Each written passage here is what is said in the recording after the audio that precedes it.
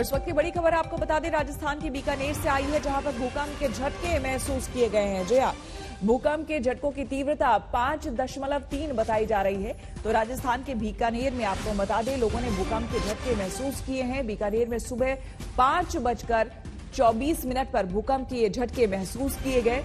हालांकि फिलहाल तीव्रता के बारे में बताया जा रहा है 5.3 रिक्टर स्केल पर भूकंप की तीव्रता बताई जा रही है, जो कि काफी ज्यादा है। फिलहाल नुकसान की हालांकि कोई खबर नहीं आई है, जान माल के नुकसान की कोई खबर नहीं आई है, लेकिन 5.3 अगर भूकंप की तीव्रता है तो ये ठीक ठाक, यानी कि लोगों को अच्छा खासा महसूस हुआ होगा, क्योंकि अगर भूकंप की तीव्रता 4 से ऊपर जाती है, 4.1 या 2 इससे ऊपर अगर जाती है, तो उसमें ही लोगों को अच्छे खासे झटके भी महसूस होते हैं। इसमें अभी फिलहाल जो जानकारी मिल पा रही है, बताया जा रहा है कि सुबह के 5:30 बजे के आसपास बीकानेर में भूकंप के झटके महसूस किए गए हैं। हालांकि इसका एपिसेंटर कहां था, इस बारे में फिलहाल जानकारी नहीं मिल पाई है।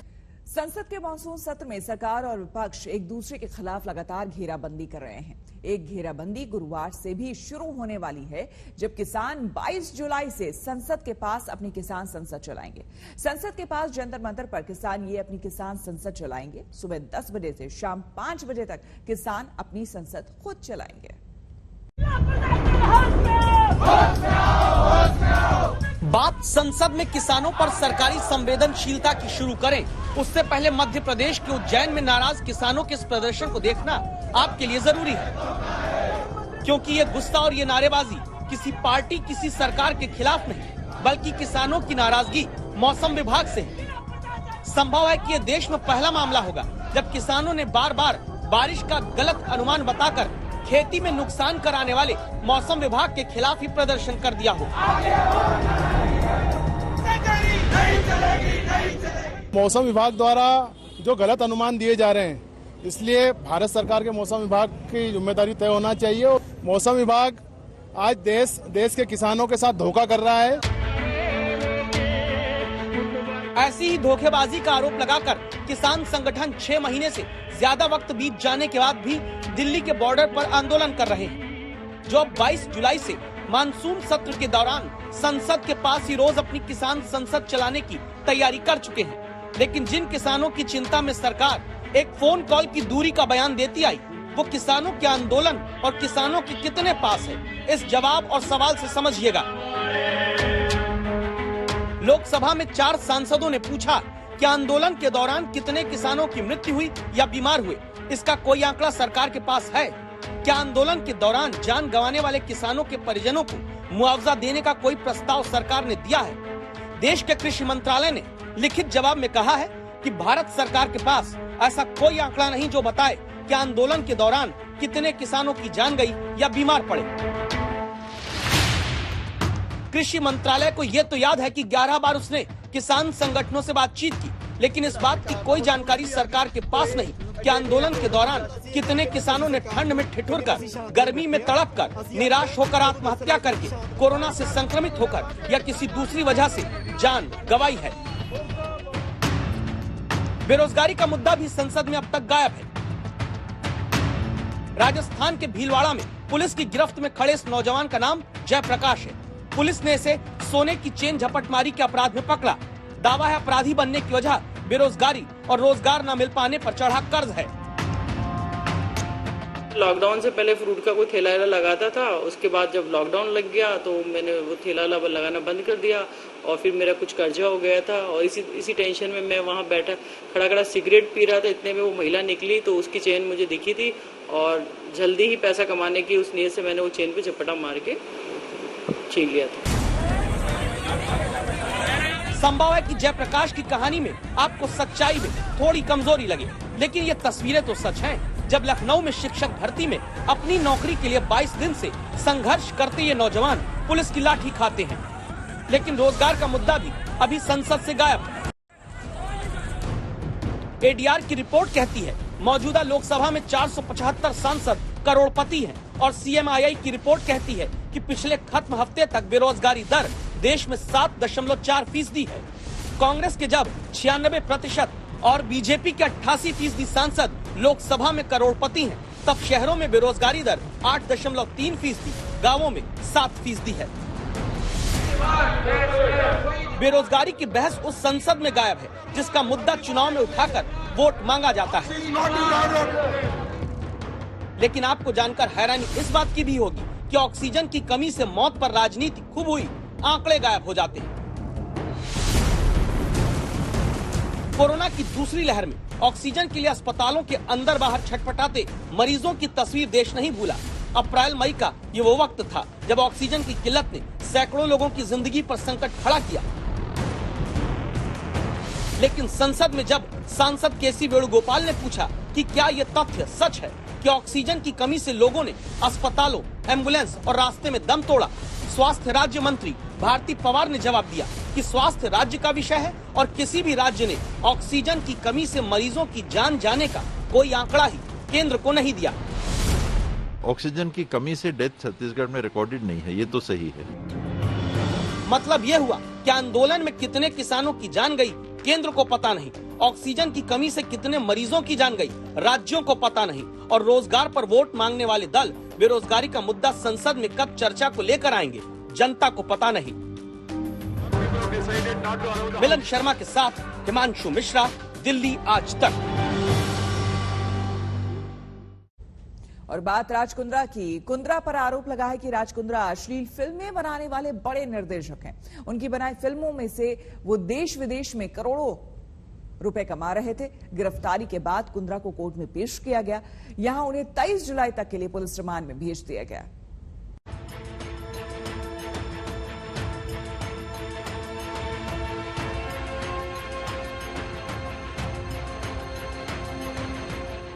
अब क्या ही बचा है कुंद्रा के लिए कहने को।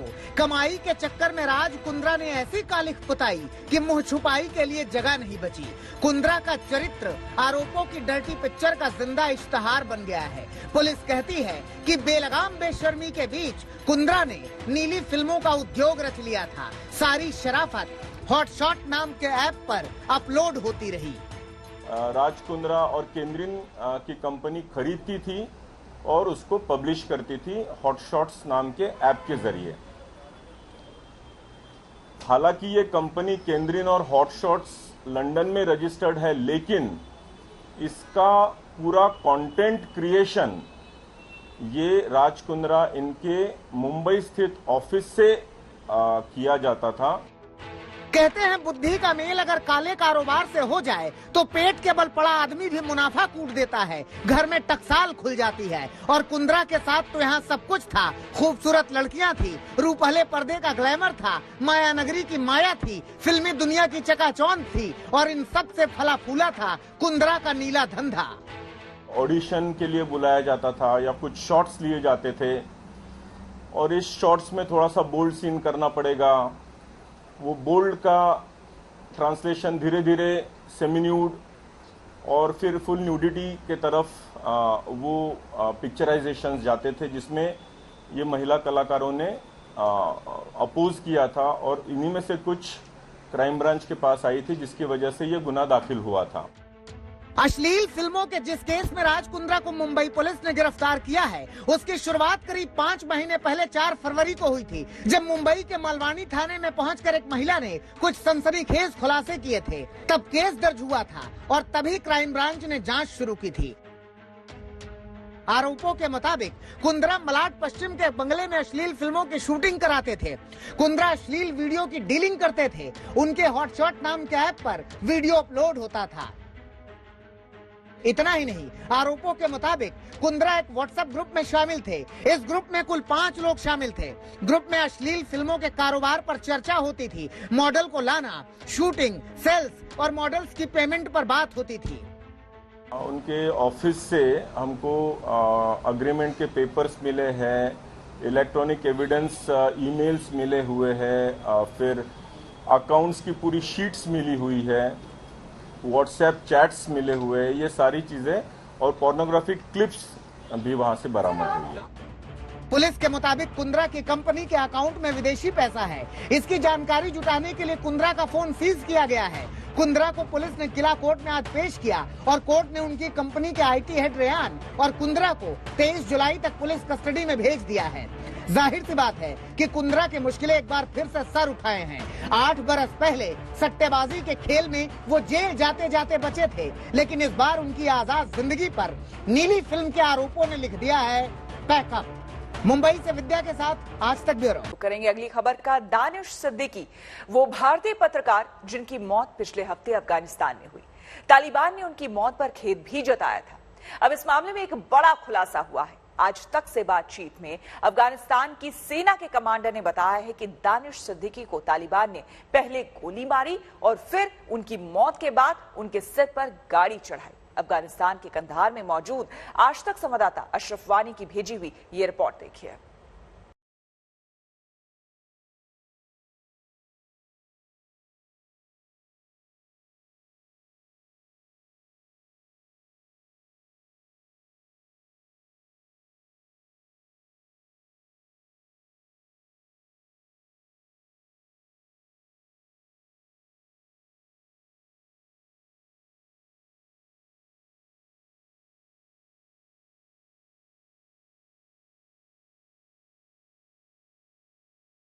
में मारे गए और देश में हर किसी की आंख नम हो गई।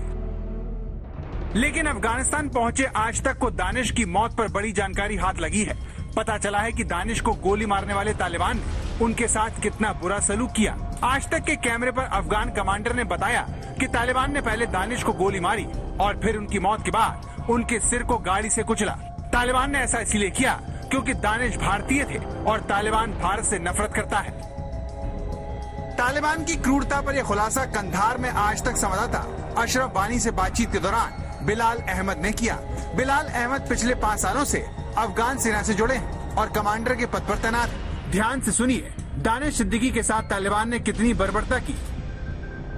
स्पिन बोलदा कुलूसवालिया डिस्ट्रिक्ट है अफगान कंधार के, तो वो वहाँ पे ये न्यूज जारी कर रहा था, तो लड़ाई झगड़ा शुरू हो गई। तालिबान ने अपना बैरक दरवाजे पे लगाया, तो वो इंडियन जर्नलिस्ट जो था वो वही हादसे में दानिश सिद्दीकी उसी वक्त वहाँ पे मौजूद था, अपना ये न्यूज वीडियो कर रहा था। तो तालिबान की तरफ से वो एक दफा गोली पे लगाए, फिर उसके सर पे टांग चढ़वाया, गाड़ी और टांग उसके सर पे गाड़ी चढ़वाई है। तो उसी वक्त जब वो शहीद हुआ तो उन लोगों ने देखा ये इंडियन है, इंडियन यूजर है, तो उससे एक मरा हुआ था, शहीद हुआ था, लेकिन फिर भी उसके सर पे गाड़ी चढ़वाई। दानिश सिद्दीकी की मौत के बारे में अभी तक ये बताया गया कि वो अफगान सेना और तालिबान के बीच झड़प में मारे गए। पाकिस्तान से लगे स्पिन बोल्डर शहर के बाजार पर अफगान सेना ने जब दोबारा अपना नियंत्रण स्थापित करने की कोशिश की तो तालिबान से उसकी मुठभेड़ हुई और एक अफगान अधिकारी के साथ दानिश सिद्दीकी की मौत हो गई। लेकिन तालिबान ने उनके शव के साथ क्या किया, इसे लेकर पहली बार हिला देने वाला ये खुलासा हुआ है। वो जब वो शहीद हुआ तो उन लोगों ने देखा ये इंडियन है, इंडियन यूजर है, तो उससे एक मरा हुआ था, शहीद हुआ था, लेकिन फिर भी उसके सर पे गाड़ी चढ़वाई। अफगानिस्तान में पाकिस्तान से लगी सीमा पर दानिश सिद्दीकी मारे गए, लेकिन इस खुलासे ने एक बार फिर बता दिया है कि तालिबान भारत से कितनी नफरत करता है। भारत विरोध में अंधा तालिबान अमेरिकी सेना के जाने के बाद लगातार भारतीय निवेश को नुकसान पहुंचा रहा है। इस काम में पाकिस्तान की खुफिया एजेंसी ISI उसकी खुलकर मदद कर रही है। दानिश की मौत पर आज तक के जरिए हुए ताज़ा खुलासा इस पर मोहर लगाता है कि अफगानिस्तान में तालिबान के जरिए पाकिस्तान किस तरह से अपना भारत विरोधी एजेंडा पूरा करने में लगा है। अशरफ वानी, कंधार, आज तक। तालिबान का दावा है कि वो लगातार अफगानिस्तान के इलाकों पर कब्जा कर रहा है, लेकिन काबुल की तरह एक शहर है जिस पर तालिबान शिकंजा कसने के लिए एड़ी चोटी का जोर लगा रहा है, लेकिन उसे अभी तक कामयाबी नहीं मिली है। अब उस शहर की कहानी देखिए।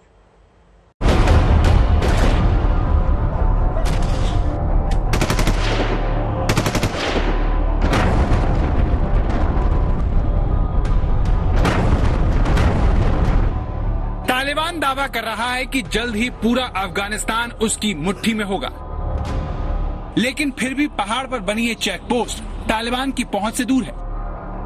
आखिर कौन सा शहर है जहां बनी इस इमारत की दीवारों को लांघने की हिम्मत तालिबान नहीं कर पा रहा है? आखिर ये कौन सी जगह है जहां पर छोटे छोटे बच्चे तालिबान के खिलाफ नारेबाजी कर रहे हैं।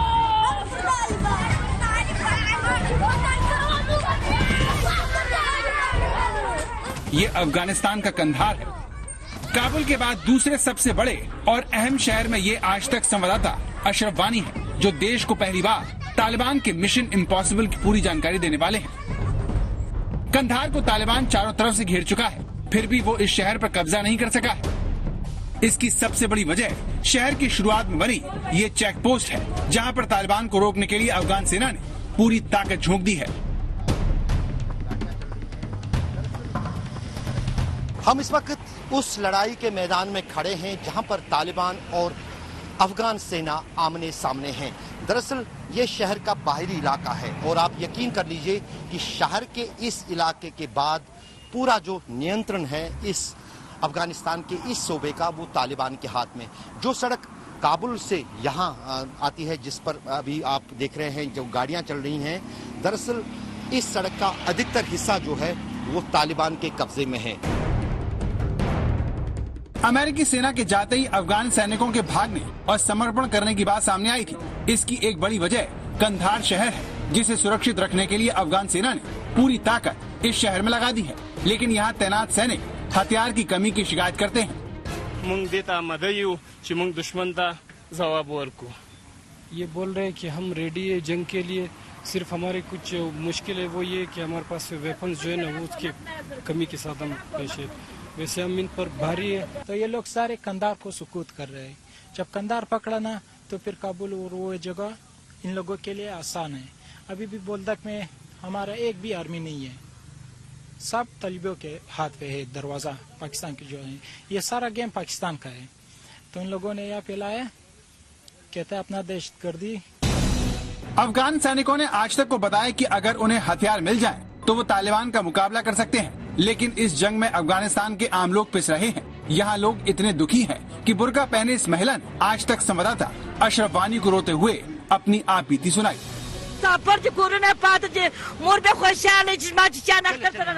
ये बोलता है इस लड़ाई के दौरान मेरा एक बेटा था जो कुछ दिन बाद उसकी शादी होने वाली थी। तालिबान ने आकर हमारे घर पे जो अटैक किया, यहाँ के जो लोगों पर अटैक किया है, तो उसी अटैक के दौरान मेरा बेटा जो था कुछ दिन बाद उसकी शादी थी वो भी शहीद हो गया है। मेरा जो खावन था या पति था इसका वो भी शहीद हो गया। तालिबान की तेज होती आहट से अफगानिस्तान के लोगों का दिल कांप रहा है। कंधार में भले ही तालिबान शहर के बाहर हो, लेकिन लोग यहाँ से काबुल और दूसरे देशों में भाग रहे हैं, क्योंकि वो जानते हैं कि आज नहीं तो कल तालिबान कंधार में बनी इस जेल के अंदर बंद अपने आतंकवादियों को छुड़ाने के लिए जरूर आएगा। दरअसल जो जेल हमारे पीछे यहाँ पर है, इसमें जो पॉलिटिकल प्रिजनर्स तालिबान के हैं, यानी वो नेता जो अलग अलग तालिबान के दौर में सरकार में थे या फिर सरकार चला रहे थे, वही जो हैं यहाँ पर बंद हैं। और तालिबान जंगजू जो हैं, तालिबान मुजाहिदीन जो हैं, फाइटर्स, वो ये चाहते हैं कि उनको यहाँ से छोड़ दिया जाए। और अगर सरकार उनकी वो मांग नहीं मानती है तो वो किसी भी हद तक जाने के लिए यहाँ पर जो है कहीं न कहीं तैयारी में जुटे हैं। इस जेल की आप घेराबंदी देख लीजिए, इतनी सारी जो है चारों ओर से इसी तरह बख्तरबंद गाड़ियां यहाँ पर अफगान फौज और अफगान पुलिस की तरफ से रखी गई हैं। कंधार पर कब्जा करने के लिए तालिबान उतावला है, इसलिए शायद उसने ईद पर भी सीज फायर नहीं किया, जबकि इससे पहले ईद पर वो ऐसा करता आया था। कई अंतर्राष्ट्रीय संगठनों ने तालिबान से संघर्ष विराम करने की अपील की थी, लेकिन तालिबान ने उसे ठुकरा दिया ताकि कंधार पर उसकी घेराबंदी ढीली न पड़े। ये जो पहाड़ है, इस पहाड़ के पीछे तालिबान ताक में बैठा है कि कब उसे मौका मिले और यहाँ कंधार में अफगान फौजों पर हमला करे और उसके साथ साथ इस शहर में, जो कि कंधार का शहर अफगानिस्तान का दूसरा सबसे बड़ा शहर है, उसमें घुसने में कामयाब हो। लेकिन फिलहाल कंधार शहर में तालिबान का खौफ नहीं है। लोग ईद की खुशियां मना रहे हैं, वहीं बच्चे तालिबान विरोधी नारे लगा रहे हैं। तालिबान के साए में हंसते खेलते सारे बच्चे दुनिया को खुशियों का मतलब समझा रहे हैं, सिखा रहे हैं कि खतरे के बीच भी खुश रहा जा सकता है। अशरफ वानी, कंधार, आज तक।